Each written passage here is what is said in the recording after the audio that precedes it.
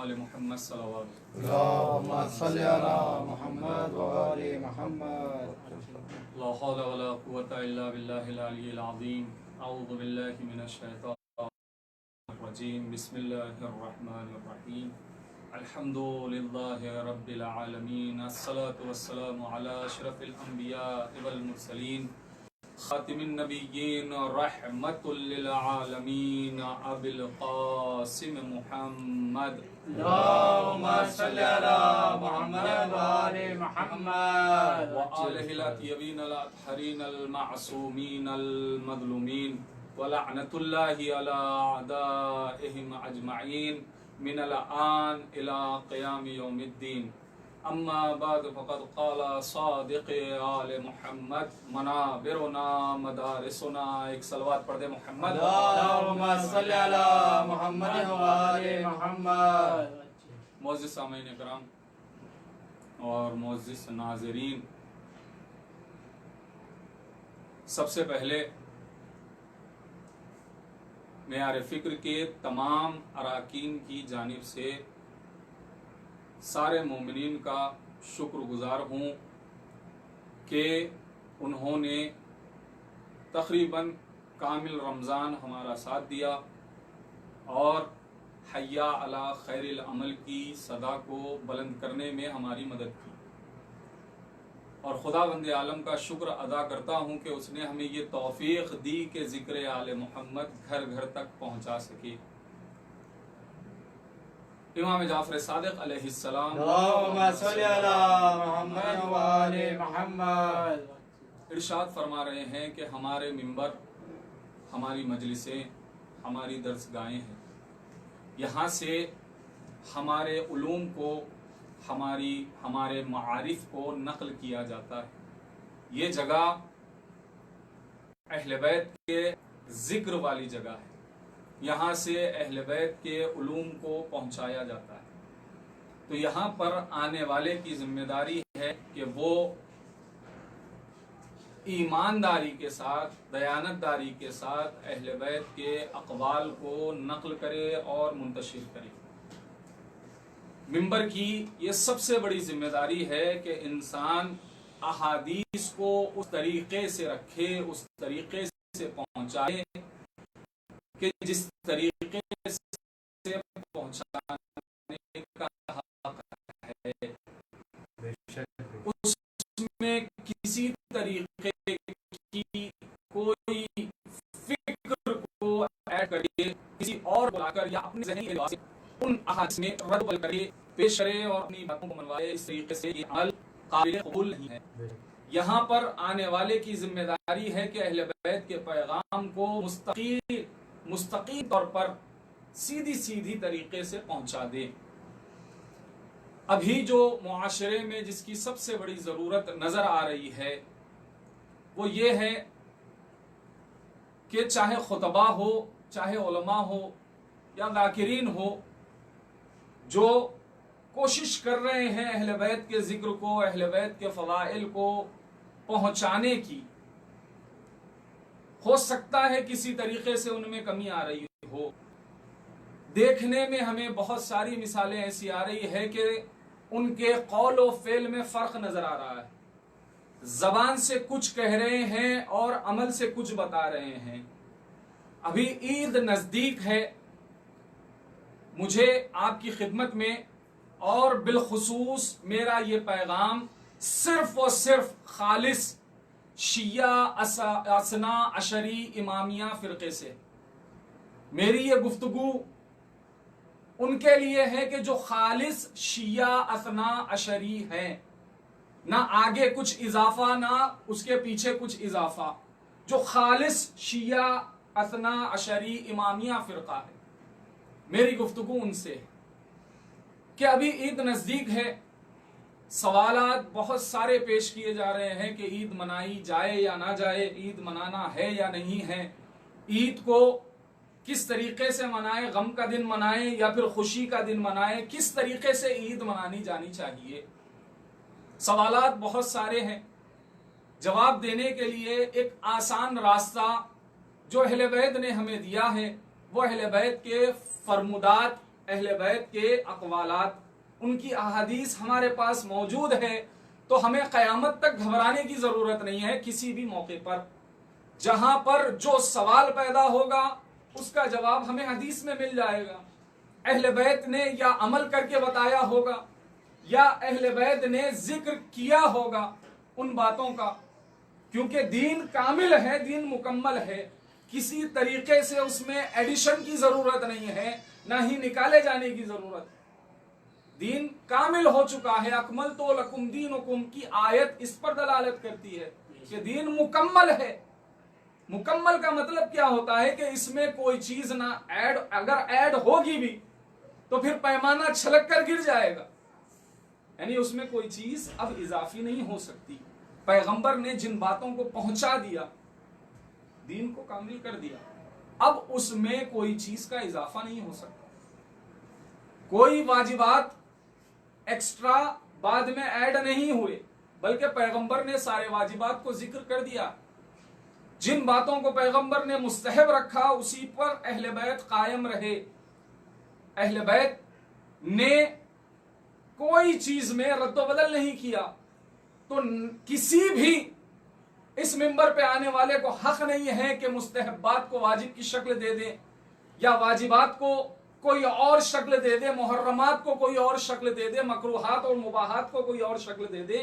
اسے اس بات کا حق نہیں ہے۔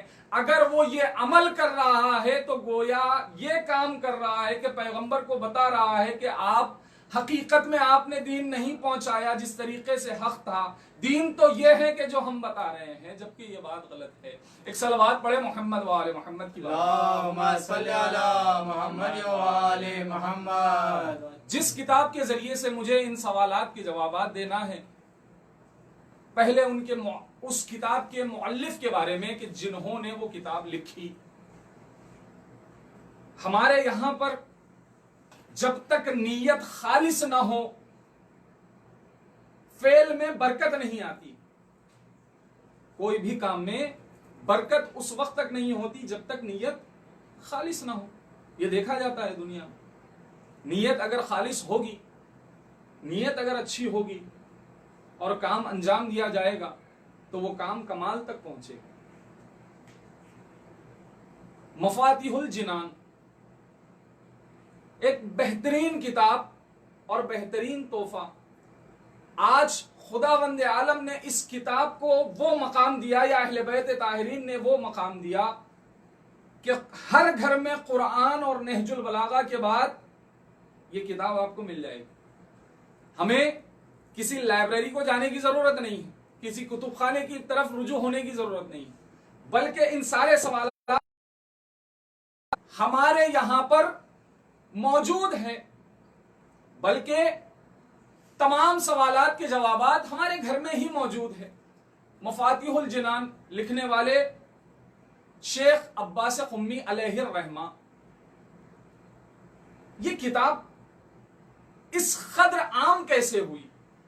انہوں نے ایسی کیسی نیت کی تھی کہ کتاب اپنے کمال تک پہنچ گئی کہ بھائی قرآن ہے جو ہر گھر میں موجود ہے، نہج بلاغہ ہے، نہج البلاغہ ہے جو ہر گھر میں موجود، لیکن اس کے بعد مفاتیح الجنان ہر گھر میں موجود ہونا کوئی نہ کوئی بڑی بات ضرور ہے۔ تو اس کے پیچھے راز یہ ہے کہ شیخ عباس قمی نے جب دعاؤں کا ذخیرہ کرنا شروع کیا، جمع کرنا شروع کیا، ایک کتاب کی شکل دینا شروع کیا، تو انہوں نے نیت کی کہ ان دعاؤں کو جب تک جو کوئی بھی پڑھے اس کا سارا ثواب میں ہدیہ کرتا ہوں شہزادی کونین سلام اللہ علیہ۔ اللہم صلی علی محمد و آل محمد۔ انہوں نے کام کیا شہزادی کے لیے خالص نیت رکھ کر، اپنے لیے کتاب نہیں لکھی، مومنین تک ایک تحفہ پہنچایا، اور اس تحفے سے جتنا ثواب انہیں حاصل ہو وہ سارا ثواب وہ ہدیہ کرتے ہیں کس کے لیے؟ شہزادی کونین سلام اللہ علیہ کو۔ تو خداوند عالم نے اس کتاب کو وہ مقام نصیب کیا کہ اپنی کتاب کے بعد اور اپنے ولی کی کتاب کے بعد اس کتاب کو ہر گھر میں موجود کر دیا، اور اس کتاب میں انہوں نے تا حد امکان کوشش کی ہے کہ کوئی اعمال اپنے سے نقل نہ کرے بلکہ اعمال احادیث ہی کے ذریعے سے نقل ہو۔ ہمیں عید کی کیا فضیلت ہے اگر اس کے بارے میں وہ لکھ رہے ہیں تو احادیث کے ذیل میں انہوں نے عبارت لکھی، یعنی کسی کا فرمان نہیں بلکہ اہل بیت کے فرمان کے مطابق انہوں نے اعمال کو جمع کیا۔ آسانی کے ساتھ میں عید کے اعمال آپ کی خدمت میں بیان کروں گا، اس کے بعد خود ہی آپ نتیجے تک پہنچ جائیے گا کہ شیخ عباس خمی اپنی کتاب میں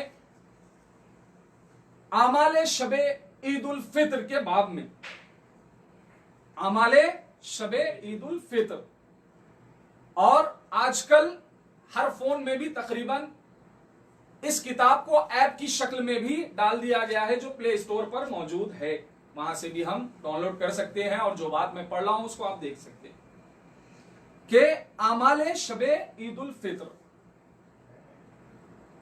یکم شوال کی رات بابرکت راتوں میں سے ایک رات۔ ہمارے یہاں پر رات پہلے ہے اور دن بعد میں، یعنی شب عید کا مطلب یکم شوال کی رات بابرکت راتوں میں سے ہے۔ اس کی فضیلت، بیداری، عبادات اور ثواب سے متعلق بہت سی احادیث وارد ہوئی۔ حضرت رسول خدا صلی اللہ علیہ وآلہ وسلم اللہم صلی علی محمد وآل محمد سے مروی ہے۔ راوی کون ہے؟ روایت کس سے کی جا رہی ہے؟ پیغمبر اکرم سے روایت نقل ہو رہی ہے۔ پیغمبر سے مروی ہے کہ یہ رات مرتبے میں شب قدر سے کچھ کم نہیں ہے۔ شب عید کی فضیلت پیغمبر بتا رہے ہیں، ہمیں ایسے ہی سو کر رات نہیں گزارنا ہے یا پھر چاند کے انتظار میں رات نہیں گزارنا ہے۔ جو مشکلات حالیہ میں کچھ سالوں سے دیکھے جا رہے ہیں، ہمیں اس تذبذب میں نہیں گزارنا ہے، بلکہ شب عید کے بارے میں پیغمبر فرما رہے ہیں کہ یہ رات شب قدر سے کچھ کم والی رات نہیں ہے، اور اس میں چند ایک اعمال ہے۔ انہوں نے اعمال نقل کرنا شروع کیے۔ سب سے پہلے غروب آفتاب کے وقت غسل کریں۔ شب عید کے اعمال بتا رہا ہوں کہ غروب آفتاب کے وقت، شب عید جب نزدیک ہو تو غروب آفتاب یعنی مغرب سے تھوڑا پہلے غسل کرے، شب عید کے اعمال کی نیت کر کے۔ پہلا عمل غسل، دوسرا عمل شب بیداری یعنی نماز، دعا، استغفار اور خدا سے طلب حاجت کرتے ہوئے مسجد میں یا پھر کسی بھی مقام پر وہ گزارے۔ ہم جگنے کی راتوں میں جو عمل کرتے ہیں، دعائیں پڑھتے ہیں، اللہ سے مناجات کرتے ہیں، یہی سارے اعمال شب عید بھی ذکر ہوئے ہیں۔ نماز مغرب اور عشاء، فجر اور نماز عید کے بعد یہ تکبیریں پڑھے۔ کب سے کب تک؟ نماز مغرب کے بعد، نماز عشاء کے بعد، نماز فجر کے بعد اور نماز عید کے بعد، چاروں مقامات پر وارد ہوا ہے۔ کون سی تکبیر؟ اللہ اکبر، اللہ اکبر، لا الہ الا اللہ واللہ اکبر، اللہ اکبر وللہ الحمد، الحمد للہ علی ما ہدانا ولہ الشکر علی ما اولانا۔ یہ جو تکبیر ہم تقریباً بہت ساری جگہوں پر ہوتی ہے، نماز سے پہلے یہ تکبیریں پڑھی جاتی ہیں، لیکن ان تکبیروں کو پڑھنے کے 4 مقامات بتائے گئے۔ کب سے پڑھنا ہے؟ شب عید یعنی عید سے جو متصل جو ایک رات پہلے والی رات، اس رات میں آپ کو جو مغرب کی نماز ادا کریں گے تو ہمیں صرف اور صرف ان تعقیبات پر اختتام نہیں کر دینا ہے کہ جو روزانہ ہم پڑھتے ہیں۔ رمضان کی جو تعقیبات ہم ہر نماز کے بعد جو دعائیں پڑھتے ہیں انہی پر اکتفا نہیں کرنا ہے، بلکہ اس تکبیر کو مغرب سے ہی بلند کر دینا ہے۔ عید کی جو تکبیر ہے اسے ہمیں مغرب کی نماز کے بعد ہو یا عشاء کی نماز کے بعد ہو یا فجر کی نماز کے بعد ہو یا پھر خود عید کی نماز کے بعد ہمیں تکبیر بلند کرنا ہے. اس کے بعد مغرب فرائض اور نافلہ کے بعد ہاتھوں کو دعا ہے. اگر میں ساری دعائیں پڑھتے رہوں تو موضوع طویل ہو جائے گا. آپ سب جائیں جا کر ان اعمال کے بارے میں جو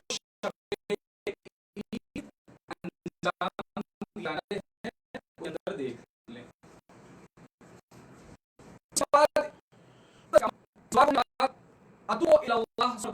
سجدے میں جا کر 100 مرتبہ اتوب الی اللہ کہیں, خدا کے حضور میں یعنی توبہ کرے. کیونکہ ماہ رمضان کے لیے روایات موجود ہے کہ اللہ توبہ کے دروازوں کو کھول دیتا ہے, شیطان بھی مقید ہو جاتا ہے, قید کر دیا جاتا ہے, انسان آزاد ہوتا ہے. اور بہت سارے احادیث اس معنی میں بھی بیان ہوئے کہ اس شخص پر افسوس ہے کہ جو رمضان کو پائے اور اپنے گناہوں کی مغفرت نہ کروا سکے. تو اب یہ آخری رات ہے کہ جو قریب ہے ہمارے یہاں پر, ابھی عید نزدیک ہے, ایک آج کی رات گزر جائے تو ہو سکتا ہے کل کی شب عید ہو یا پرسوں کی شب عید ہو, 2 دن ہمارے پاس ہے حدوداً. تو شب عید میں اس عمل کو کر لیں تب بھی گناہوں کی بخشش ہو سکتی ہے. اس کے بعد امام حسین علیہ السلام کی زیارت پڑے.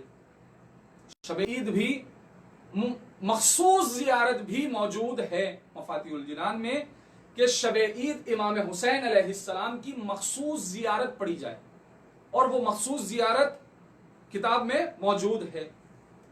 اور اس اذکار کو انجام دے کے جو یا جمعے کے شب انجام دیے جاتے, شب جمعہ کے اعمال میں جن کو ذکر کیا جاتا ہے, پڑھا جاتا ہے, یا دائم الفضل علی البریہ, اس والی دعا کو پڑھے کم از کم 10 مرتبہ شب عید. اور اس کے بعد 10 رکعت نماز پڑھے ہیں جس کا ذکر رمضان کی آخری شب کے اعمال میں گزر چکا ہے. وہ کہتے ہیں کہ جو 10 رکعت رمضان کی آخری راتوں میں پڑھی جاتی ہے وہ 10 رکعت شب عید بھی پڑھے. اس کے بعد وہ کہتے ہیں کہ 2 رکعت نماز ادا کرے جس کی پہلی رکعت میں 100 سورہ حمد کے بعد 1000 مرتبہ سورہ توحید پڑھے, اور دوسری رکعت میں سورہ حمد کے بعد 1 مرتبہ سورہ توحید پڑھے. نماز کا سلام پڑھنے کے بعد سر سجدے میں رکھ کر اور 100 مرتبہ کہے اتوب الی اللہ, اور اس کے بعد ایک مختصر سی انہوں نے دعا نقل کی. اس کے بعد کہتے ہیں روایت ہے کہ امیر المومنین علیہ السلام اللہم صلی علی محمد وعلی محمد یہ نماز اسی طریقے سے بجا لاتے تھے. کون؟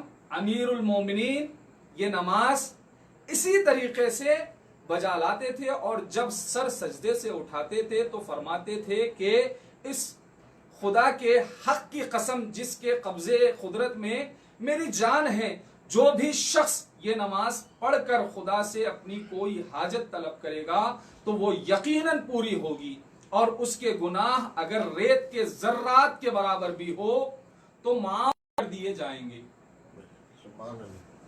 مولا کائنات نے روایت کی ہے, مولا کائنات فرماتے ہیں کہ اگر اس نماز کو پڑھ کے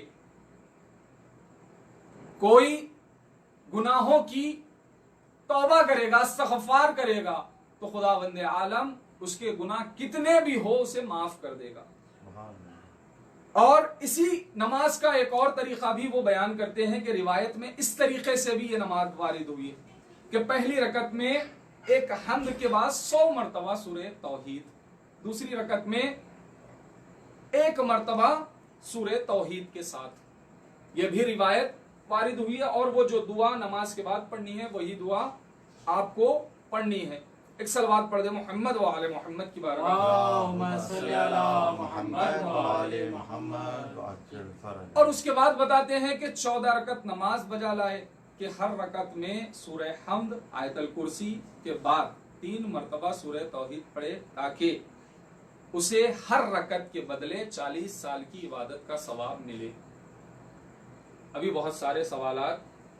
آج ایک نماز جو بہت زیادہ آج ہی کے دن الوداعی جمعے میں نماز کفارہ کے نام سے مشہور ہے، اس کے راوی کے بارے میں بہت سارے لوگوں نے تردید کی ہے، اس نماز کے بارے میں اطمینان بخش جواب نہیں دیا، لیکن یہاں سے جو میں نماز آپ کی خدمت میں پیش کر رہا ہوں، بیان کر رہا ہوں، کتاب آپ کے سامنے ہے مفاتیح الجنان، روایت بھی وہ نقل کر رہے ہیں، اور مفاتیح الجنان کی روایات کو ہمارے یہاں پر قابل قبول قرار دیا گیا ہے۔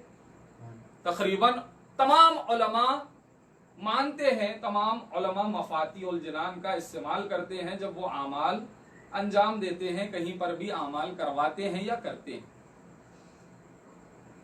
تو نماز نقل کر رہے ہیں کہ 14 رکعت نماز بجا لائے، کہ ہر رکعت میں سورہ حمد، آیت الکرسی اور 3 مرتبہ سورہ توحید پڑھے، کہ اس سے ہر رکعت کے بدلے میں 40 سال کی عبادت کا ثواب ملے، نیز اس شخص کے برابر مزید ثواب بھی حاصل ہو کہ جس نے ماہ رمضان کے پورے روزے رکھے ہوں اور عبادات کی ہو۔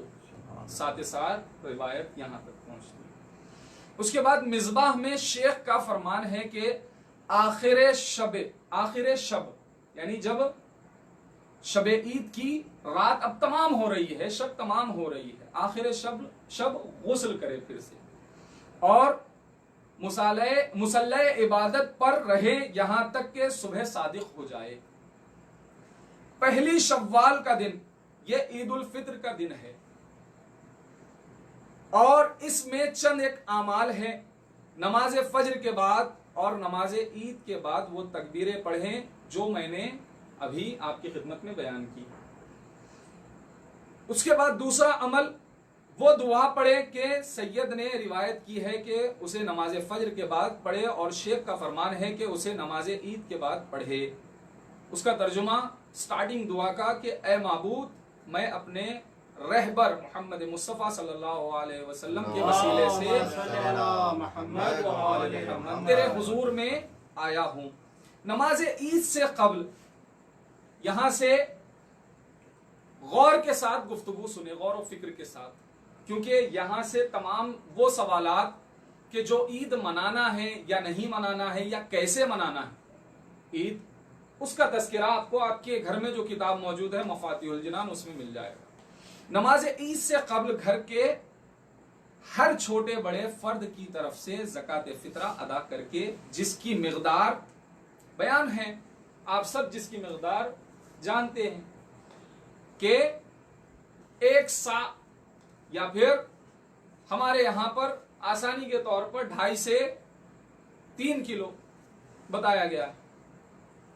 ہر فرد جو غذا اغلب غذا ہو، جو زیادہ استعمال کرتے ہیں، روٹی اگر زیادہ استعمال کرتے ہیں تو روٹی یعنی آٹا، اور چاول اگر زیادہ استعمال کرتے ہیں تو چاول پر فطرہ واجب ہوگا۔ تو کب نکالنا ہے؟ نماز عید سے قبل گھر کے ہر چھوٹے بڑے فرد کی طرف سے زکوٰۃ فطرہ ادا کر دے، ادا کرے، نکالے نہ، رکھے نہ، ادا کرنے کا حکم ہے۔ یہاں رک کر ایک اور بات بتا دوں کہ کہیں پر کسی حدیث میں مجھے یہ بات نہیں ملی، جو ابھی دیکھا جا رہا ہے بہت جگہوں پر اعلان بھی کیا جاتا ہے کہ فطرے کی جو رقم ہے، جو فطرہ آپ نکال رہے ہیں، وہ رقم مسجد کے اس غلے میں ڈال دیا جائے کہ جس میں لوگ مسجد کے لیے ایک طرح سے کچھ رقم جمع کرتے ہیں مسجد کے اخراجات کے لیے، اسی غلے میں فطرے کی رقم بھی ڈلواتے ہیں۔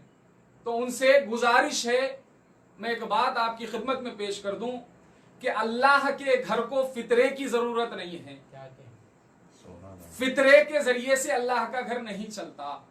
تو آپ کو یہ حکم کسی نے بھی نہیں دیا، کسی امام نے، کسی معصوم نے نہیں دیا کہ فطرے کی رقم کو مسجدوں میں جمع کروا دیا جائے تاکہ مسجد کے اخراجات اس سے چل سکے، کیونکہ اللہ فطرے کا محتاج نہیں ہے۔ آپ کو اگر پیسہ نکالنا ہی ہے عید کے دن، بہت اچھی بات ہے، مسجد کے اخراجات کے لیے آپ عید کے دن ہی پیسہ نکالیں، لیکن فطرے کی رقم مسجد کے اخراجات کے لیے جمع مت کرے۔ ہاں، وہاں پر جو نماز آپ پڑھتے ہیں، جو بھی عالم دین نماز پڑھا رہا آپ اس کنے لے جا کر جمع کر سکتے ہیں، اس تک پہنچا سکتے ہیں، لیکن وہ بھی مسجد کے اخراجات کے لیے فطرے کی رقم استعمال نہیں کر سکتا۔ تو آپ کو کب فطرہ ادا کرنا ہے؟ نماز سے پہلے تک۔ اس کی دلیل بھی میں قرآن کی آیت کے ذریعے سے انہوں نے خود نقل کی ہے، صاحب کتاب نے، وہ بھی بیان کر دو کہ واضح رہے کہ زکوٰۃ فطرہ واجب مؤکدہ ہے، واجب مؤکدہ، سنت مؤکدہ نہیں، واجب مؤکدہ ہے، جو ماہ رمضان کے روزوں کی قبولیت اور سال آئندہ تک حفظ و امان کا سبب ہے۔ یہ بھی روایت میری نظر سے گزری کہ امام نے فرمایا کہ مجھے تعجب ہے وہ شخص زندہ کیسے رہ جاتا ہے اگلے سال تک کہ جس نے فطرہ ادا نہ کیا۔ امام نے تعجب والا لفظ استعمال کیا اور امام نے تعجب کیا اس شخص پر کہ وہ کیسے باقی رہ گیا اور فطرہ بھی ادا نہیں۔ تو فطرہ دو معنی میں کہ ایک قبولیت سیام، روزوں کی قبولیت، اور دوسرا اپنی جان کی حفاظت کے لیے انسان فطرہ ادا کرے۔ اور کامیاب ہوا وہ جس نے زکوٰۃ دی اور اپنے پروردگار کو یاد کیا پھر نماز پڑھی۔ دلیل یہ ہے، قرآن میں آیت موجود ہے کہ پہلے فطرہ نکالے یا پھر پہلے نماز پڑھے، تو خدا نے سورہ اعلیٰ میں زکوٰۃ کا ذکر نماز کے پہلے کیا ہے، پہلے زکوٰۃ ادا ہو اور پھر نماز ادا ہو۔ جس آیت کا ترجمہ کامیاب ہوا وہ جس نے زکوٰۃ دی اور اپنے پروردگار کو یاد کیا پھر نماز پڑھی، تو ہم کو نماز سے پہلے تک فطرہ ادا کر دینا ہے، نکالنا نہیں، رکھنا نہیں ہے، بلکہ فوری ادا کر دو۔ سب سے پہلے اپنے نزدیک کے لوگوں کو دیکھو، اپنے گھر کے احاطوں میں دیکھو، گھر کے قریب والوں کو دیکھو، اس کے بعد محلے والوں کو دیکھو، اس کے بعد شہر والوں کو دیکھو۔ تو پہلی صورت میں آپ کو پہنچا دینا ہے، رکھنا نہیں ہے، نکال۔ اس سے ظاہر ہے کہ زکوٰۃ فطرے کا نماز عید سے پہلے ادا کرنا ضروری ہے۔ پھر اس کے بعد جب آپ فطرہ پہلے ادا کر دے، سب سے پہلا کام آپ فطرہ ادا کر دے، گھر سے ابھی نہ نکلے۔ دوسرا کام غسل کرے، اور بہتر ہے کہ نہر میں غسل کرے۔ آج یہ امکان ہمارے یہاں پر موجود نہیں ہے، پہلے نہریں ہوتی تھی تو اس میں غسل بھی کرتے تھے، لیکن آج چونکہ شہر وجود میں آ گئے ہیں، بہت بڑے بڑے شہر، اور ساختمان ایسی بن رہی ہے کہ نہریں وغیرہ سب کچھ ختم ہو گئی، تو انسان غسل کرے۔ اس کے بعد مختصر سی 2 دعائیں ہیں غسل سے پہلے اور غسل کے بعد، جن دعاؤں کو انہوں نے اپنی کتاب میں لکھا ہے۔ اس کے بعد وہ کہتے ہیں کہ عمدہ لباس پہننے، نیا لباس پہننے کا حکم نہیں ہے کہیں پر بھی، حتیٰ کہ باب زیارات میں مولا امیر المومنین کی زیارت کے لیے ہم جاتے ہیں تو وہاں پر بھی یہ لکھا نہیں گیا ہے کہ نیا کپڑا پہن کر آؤ، کیونکہ وہ امام سب کے ہیں، غریب کے بھی ہے، امیر کے بھی، کائنات کے امام ہیں، وہ بہتر جانتے ہیں سب کے حالات، غریب کو بھی بلاتے ہیں، امیر کو بھی بلاتے ہیں۔ تو کوئی حکم شریعت میں ایسا نہیں ہے کہ جو غریبوں سے صرف نظر کرتے ہوئے رکھ دیا گیا، سب کے لیے ایک جیسا حکم وارد، نماز ایک جیسی۔ ہاں احکام حج میں ایک الگ مسائل ہیں، لیکن اگر کسی چیز کا حکم دیا اہل بیت نے تو پھر سب کو ایک جگہ جمع کیا۔ تو نیا لباس اگر شرط لگا دیتے تو مشکل آ جائے، تو اہل بیت نے کہیں پر نئے لباس کی شرط نہیں لگائی، بلکہ عمدہ اور پاک لباس انسان زیب تن کرے، خوشبو لگائے۔ اگر مکے میں ہو، یہاں پر ایک مستثنا موجود، مکے کو چھوڑ کر دنیا کے کسی بھی حصے میں انسان ہو تو نماز عید صحرا میں کھلے آسمان تلے ادا کرے۔ نماز عید صحرا میں کھلے آسمان تلے ادا ہو۔ ہمارے یہاں پر ایک زمانے سے اس مسئلے سے صرف نظر کر لی گئی کہ عید کے سارے اعمال، خواہ نماز ہو یا دیگر اعمال ہو، ہم مسجد میں ادا کرتے ہیں، کوشش یہ ہونا چاہیے کہ عیدگاہوں میں ادا ہو یا پھر ایسی جگہوں پر ہو کہ جہاں پر خاک موجود ہو اور آسمان دکھائی دے، زیر آسمان ہم اپنے اعمال انجام دیں، عید کی نماز ادا کریں۔ تو عمدہ لباس پہنے، خوشبو لگائے، مکے کے علاوہ کسی اور مقام پر ہو تو نماز عید صحرا میں کھلے آسمان تلے ادا کرے۔ نماز عید سے پہلے دن کے آغاز میں افطار کرے، عید سے پہلے، نماز عید سے پہلے دن کے آغاز میں افطار کر لے، یعنی صبح کا ناشتہ۔ لیکن اس کے اندر کیا کرنا ہے جو بتا رہے ہیں، کہتے ہیں کہ کھجور یا کسی مٹھائی کے ذریعے سے انسان افطار کر لے، یعنی صبح میں کھا لے کچھ بھی۔ شیخ مفید علیہ الرحمہ فرماتے ہیں کہ افطار میں تھوڑی سی خاک شفا کھائے تو وہ ہر بیماری سے شفا کا موجب بنے گی۔ کب؟ یہ بھی عید کے اعمال میں انہوں نے داخل کیا۔ کہتے ہیں کہ افطار میں جو عید کی صبح ہم ابھی مسجد کی طرف یا پھر اپنے اعمال کرنے کے لیے صحرا کی طرف نکل رہے ہیں، تو نکلنے سے پہلے کیا کرے؟ افطار کر لے نماز سے پہلے۔ جو افطار کر رہے ہیں اس میں تھوڑی سی خاک شفا کھانے کے لیے شیخ مفید علیہ الرحمہ کہتے ہیں کہ اس کھانے سے انسان بیماریوں سے بچ جائے گا، نجات مل جائے گی۔ جب نماز عید کے لیے تیار ہو جائے تو طلوع آفتاب کے بعد گھر سے نکلے اور وہ دعائیں پڑھیں جو سید نے کتاب اقبال میں نقل کی ہے۔ اس ذیل میں ابو حمزہ خمالی نے امام محمد باقر علیہ السلام سے روایت کی ہے، عید فطر، عید قربان اور جمعے کے روز جب نماز کے لیے نکلے تو یہ دعا پڑھیں۔ ایک مخصوص دعا ہے، زیادہ بڑی نہیں ہے، لیکن حدوداً 5 سے 7 سطر کی دعا ہے۔ اس دعا کو پڑھنے کے لیے حکم وارد ہوا ہے جب کبھی عیدین کی نماز کے لیے یا پھر جمعے کی نماز کے لیے اپنے گھر سے نکلے۔ نماز عید 2 رکعت ہے۔ پہلی رکعت میں سورہ حمد کے بعد سورہ اعلیٰ پڑھے اور 5 تکبیریں کہیں کہ ہر تکبیر کے بعد یہ قنوت پڑھے۔ قنوت آپ سب جانتے ہیں، اللہم اہل الکبریاء والعظمت واہل الجود والجبروت۔ اس قنوت کو پڑھنے کے لیے کہا گیا پہلی رکعت میں 5 مرتبہ، دوسری رکعت میں سورہ حمد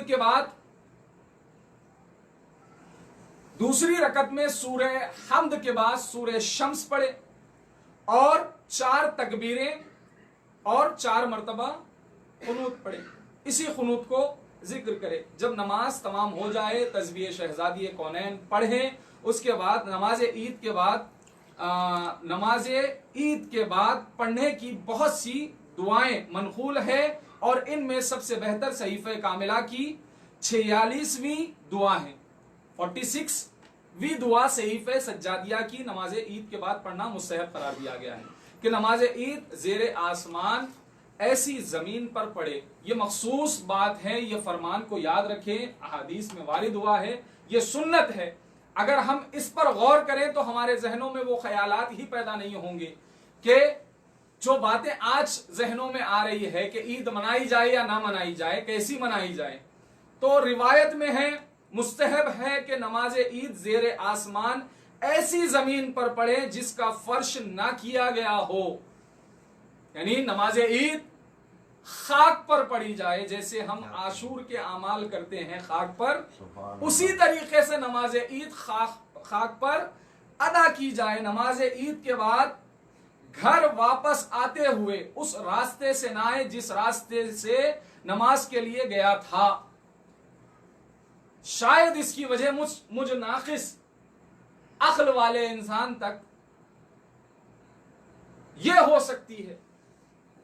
میرے ذہن میں یہ بات آئی کہ یہ فرمان پڑھنے کے بعد کہ نماز عید کو جس راستے سے جائے اسی راستے سے نہ آئے بلکہ دوسرے راستے سے آئے، کیونکہ ایک مومن جہاں سے گزرتا ہے تو نعمتوں کے سائے میں گزرتا ہے، رحمتوں کے سائے میں گزرتا ہے۔ ایک مومن کبھی خیرات سے پیچھے نہیں رہتا ہے۔ فقراؤں کا خیال رکھنا، یتیموں کا خیال رکھنا، اسیروں کا خیال رکھنا، وہ سب کا خیال رکھ کے جب عید کے لیے، عید منانے کے لیے، عید کی نماز کے لیے اپنے گھر سے نکل رہا ہے تو ایک راستے سے وہ فقراء میں کچھ تقسیمی کرتے ہوئے گیا تو فرمایا گیا کہ اسی راستے سے واپس نہیں آؤ بلکہ دوسرے راستے سے آؤ تاکہ دوسرے لوگ بھی تم سے فائدہ اٹھا سکے. ایک صلوات پڑھے محمد وآل محمد. اس کے بعد فرماتے ہیں کہ تم جو بھی دعا مانگو گے تمہاری دعا قبول ہوگی. اب اعمال اختتام پر ہے. اختتامی اعمال میں مصنف نے لکھا کہ امام حسین علیہ السلام کی زیارت پڑھے. شب عید بھی ایک زیارت, روز عید بھی ایک زیارت, زیارت امام حسین علیہ السلام پڑھے اور ساتھ ساتھ دعائے ندبہ پڑھے کہ جس کا ذکر باب زیارت میں آئے گا. سید ابن طاؤس کہتے ہیں کہ یہ دعا پڑھنے کے بعد سجدے میں سر رکھے اور کہے. مخصوص کچھ دعائیں ہیں اور اپنے رخسار کو رکھ کر کچھ دعائیں کرنے کے لیے کہا گیا. اور انہی اعمال کے بعد انہوں نے روایت نقل کی چھٹے امام کی, ایک وصیت نقل کرتے ہیں. روایت کرتے ہیں کہ روایت میں ہے کہ بوقت شہادت آپ نے آنکھیں کھولی اور فرمایا کہ میرے سب عزیزوں کو جمع کرو.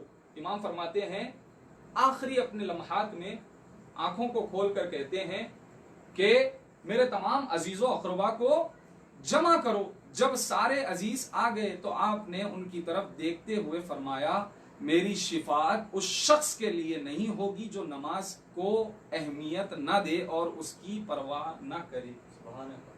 امام فرماتے ہیں کہ جو نماز کو اہمیت نہ دے, اس کی پرواہ نہ کرے, اس کو میری شفاعت نہیں ہوگی. کس موقع پر امام فرما رہے ہیں کہ اپنے آخری لمحات میں.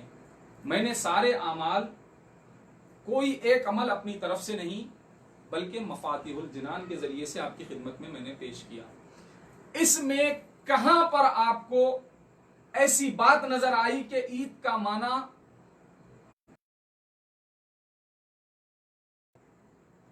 عید کا مفہوم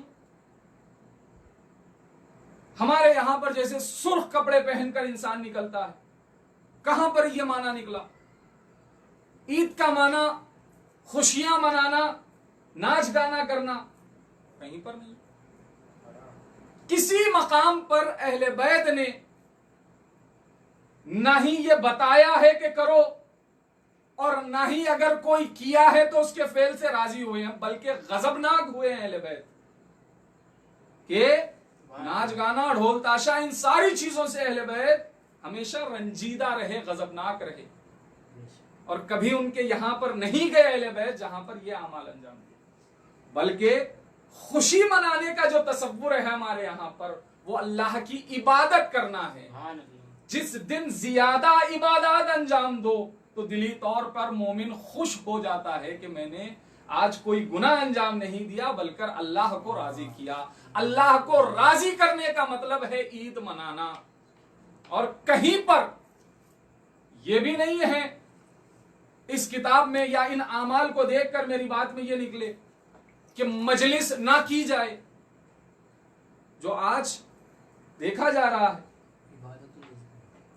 جو آج دیکھا جا رہا ہے. کئی مسجدوں میں چند سال پیچھے تک بھی اعمال عید ہونے کے بعد, عیدین ہونے کے بعد, چاہے قربان ہو چاہے رمضان ہو, ان دونوں عیدوں کے فوری بعد مصلے کے ہی سامنے فرش ازا بچھا دی جاتی تھی اور اس کے بعد کچھ دیر کی مجلس ہوتی تھی, ایک مرثیہ اور تھوڑے سے مصائب اور ایک نوحہ.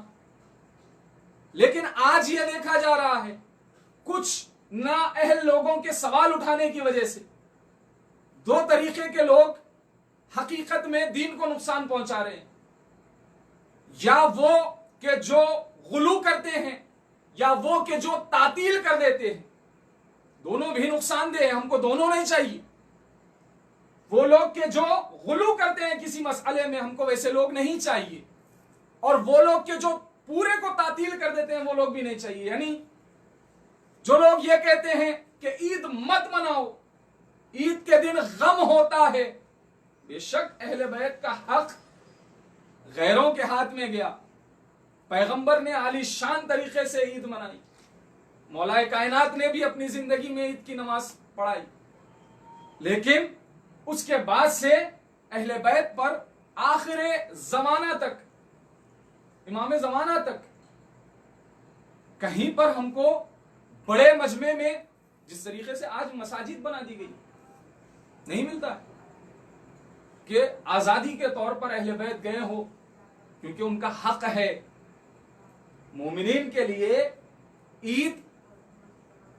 عید ہے، لیکن اہل بیت کے لیے ان کے مقام کا اظہار ہے، ان کی فضیلت کو بیان کرنا ہے۔ مومنین کے لیے اللہ نے اس دن کو عید قرار دیا ہے، اہل بیت کے لیے ذخروں و شرفوں و کرامتوں و مزیدہ، اہل بیت کے لیے مزید قرار دیا ہے۔ ہمارے لیے عید ہے تو ان کے لیے عید سے بڑھ کر قرار دیا ہے، ان کا حق ہے، تو کہیں پر ہم کو نہیں ملتا، تو بے شک اہل بیت اپنے حق کو غیر کے ہاتھ میں دیکھیں گے تو رنجیدہ ہوں گے اس زمانے میں۔ لیکن آج ہمارا امام پردے غیبت میں ہے، اور ہم نے کم از کم ہر جگہ ان کی یاد میں ایسی جگہیں آمادہ کر دی ہیں کہ اگر امام آئیں گے تو ہم ان کے پیچھے ضرور نماز پڑھیں گے، یہ نماز ان کے پیچھے واجب ہے۔ تو کہیں پر ایسے لوگ کہ جو عید سے انکار کر رہے ہیں، منع کر رہے ہیں عید مت مناؤ، تو ہم کو ایسے بھی نہیں چاہیے جو غلو کر رہے ہیں، جو عید کو تعطیل کر دے رہے ہیں، اور نہ ہی ایسے لوگ چاہیے کہ جو عید کے دن ذکر مولا کائنات نہ ہو، مصائب سید الشہداء نہ ہو، ایسے لوگ بھی ہم کو نہیں چاہیے، کیونکہ یہ دونوں لوگ ہمارے لیے نقصان دہ۔ بلکہ حق تو یہ ہے کہ آیا وہ عبادت ہے یا نہیں ہے، مولا کائنات کا ذکر کرنا، امام حسین علیہ السلام کے مصائب پڑھنا، آیا یہ عبادت ہے یا نہیں ہے؟ اگر یہ عبادت ہے تو پھر اسے کبھی بھی انجام دیا جائے عبادت ہے۔ ایک صلوات پڑھ دے محمد و آل محمد کی بارگاہ۔ آج بھی زمانے کے امام کو روز عید ہمیں چاہیے کہ ہم پرسا دیں کہ امام آپ جب آئیں گے ضرور ہم آپ کے پیچھے نماز پڑھیں گے۔ آج وہ راہ فراہم نہیں ہے ہمارے سامنے کہ ہم اپنے امام کو صرف پکارتے ہیں کہ وہ آ جائیں، جب ضرور امام آئیں گے اور ان کا حق ان کے ہاتھ میں ہوگا تو حقیقی عید ہم منائیں گے، لیکن امام کے آنے تک وہ اعمال انجام دیں گے کہ جن کی تائید خود اہل بیت نے کی ہو کہ یہ عمل کرو، اس طریقے سے اعمال انجام دو، اس طریقے سے عید مناؤ۔ عید کا مطلب خوشیاں منانا نہیں ہے، عید کا مطلب اہل بیت اور خدا کو راضی کرنا ہے۔ عزیزو، ابھی ذاکر اول سے آپ نے الوداعی مصائب کو سماعت فرمایا ہے۔ میں آپ کی خدمت میں، چونکہ رمضان ہم سے خداحافظی کر رہا ہے، رمضان اپنے اختتام کی منزلوں پر ہے، رمضان ہم سے الوداع ہو رہا ہے، رمضان ہم سے جا رہا ہے، رخصت ہو رہا ہے، تو کوئی بھی چیز جب کسی سے الگ ہوتی ہے، جدا ہوتی ہے، ایک مہمان، مثال کے طور پر ایک مہمان گھر پر آ جائے اور انسان کچھ دن اس کے ساتھ رہ لے تو اس سے مانوس ہو جاتا ہے، جب اس سے جدا ہونے لگتا ہے تو رنجیدہ ہوتا ہے، غمناک ہوتا ہے، ایک طرح سے اس کے دل پر غم طاری ہوتا ہے کہ بھائی اتنے دن میں اس بندے کے ساتھ رہا اور یہ مجھ سے جدا ہو رہا۔ تو ابھی رمضان ہم سے جدا ہو رہا ہے، برکتوں کا مہینہ، رحمتوں کا مہینہ ہم سے جدا ہو رہا۔ اگر آپ کو جدائی سمجھنا ہے تو مثال کے طور پر میں شہزادی جناب زینب سلام اللہ علیہا کی 4 جدائیاں بتاؤں گا۔ 4 بار شہزادی زینب اپنے بھائی سے جدا ہوئی، تو حال کیا ہوا شہزادی کا کافی ہے مصائب کے لیے اگر ہم سمجھ جائیں تو۔ بچپنے سے شہزادی نے ہمیشہ امام حسین علیہ السلام کو اپنی آنکھوں کے سامنے رکھا، ایک لمحہ اگر امام حسین شہزادی سے دور ہو جاتے تو شہزادی پریشان ہو جاتی، غمناک ہو جاتی۔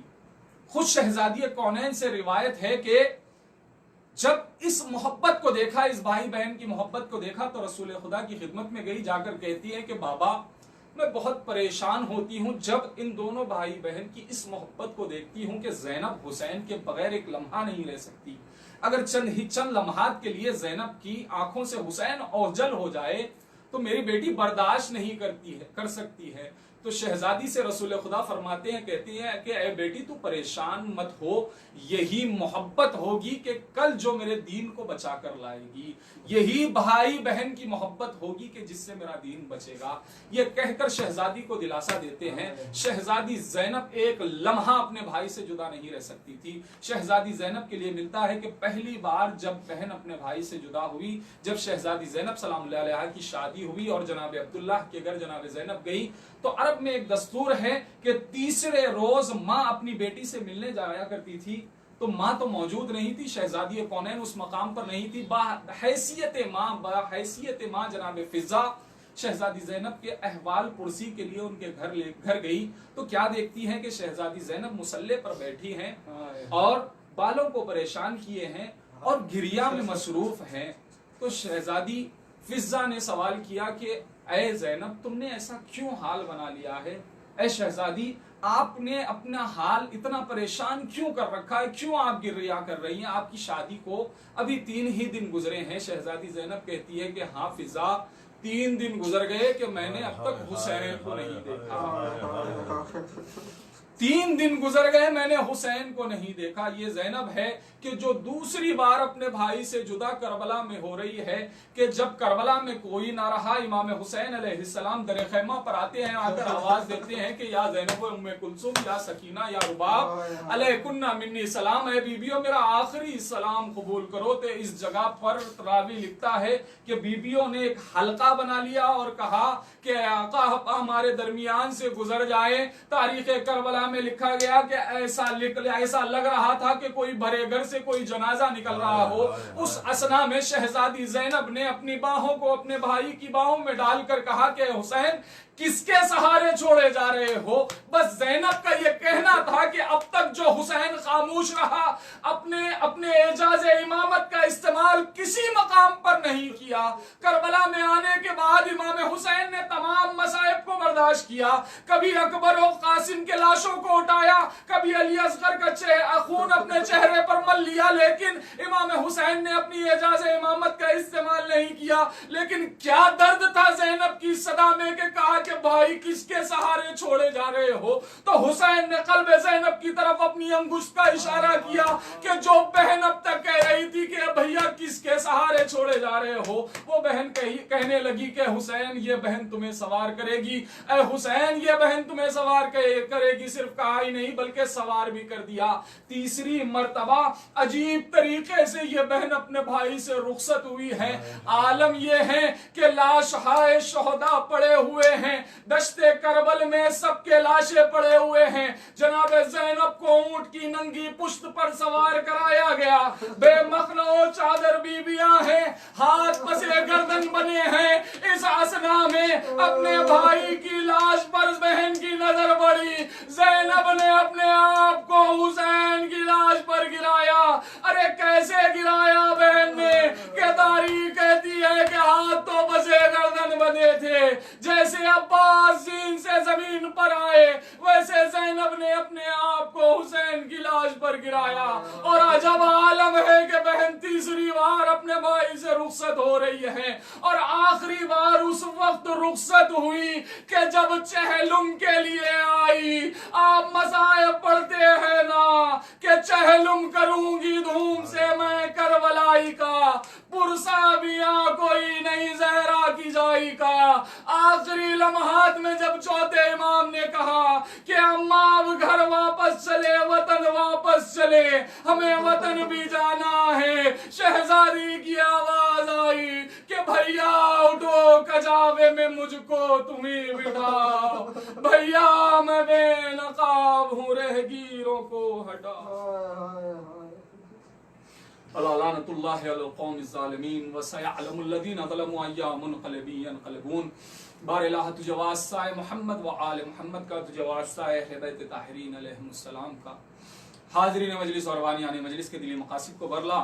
معبود تجھے واسطہ محمد و آل محمد کا جس کسی نے بھی اس پیغام کو پہنچانے کے لیے معیار فکر کے تمام ممبران اور اس حیا علی خیر العمل کو انجام دینے والے تمام مومنین کو اپنی حفظ و امان میں رکھ. معبود تجھے واسطہ ہے محمد و آل محمد کا، تجھے واسطہ اہل بیت طاہرین علیہم السلام کا، شیعہ یعنی اہل در کرار جہاں جہاں بھی آباد ہے ان سب کی جان و مال، عزت و آبرو کی حفاظت فرما. پالنے والے تجھے واسطہ ہے محمد و آل محمد کا، ہمارے اعمال ایسے کر دے کہ ہمارا امام ہم سے راضی ہو جائے. معبود تجھے واسطہ ہے محمد و آل محمد کا، زمانے کے امام کے ظہور میں تعجیل فرما، ہم کو ان کے اعوان و انصار میں شمار فرما. ربنا تقبل منا انک انت السمیع العلیم. آپ سب سے معروضہ ایک سورہ فاتحہ پڑھ کر جملہ مرحوم مومنین و مومنات کے لیے ایصال فرما.